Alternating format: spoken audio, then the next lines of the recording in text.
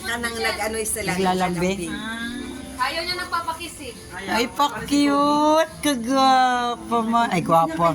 Gwapo man, oy. Kay daddy naman lapit kay daddy umakyat kung sa. Laki mo, B. O sige, kay daddy ka natabi.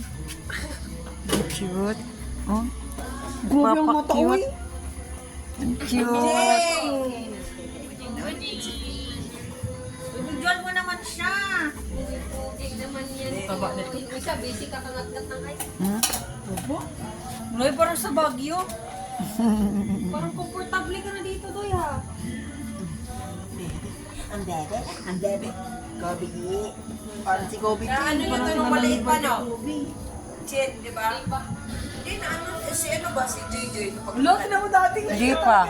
Di pa nila nakita ta. Ako lang. Nandiyan si Kuya, pumunta siya dito, tabi lang siya. Ay, si ate siguro. Ay, wala pa yata. Ate, pumunta ka dito, nandyan na yan sila. Oo, si ate. Maliliit pa. Tapos pala pinapunta, natin si Tumo sa lalaki, para kasi Kobe, para nakangiti, oh. Oo nga. Nakangiti siya, nakangiti. Gapo naman yan. Ang dila niya nakabaluktot. Nagpapakyut. Kobe, parang si Kobe talaga pati paan, laki. No. Ha? Nakangiti siya.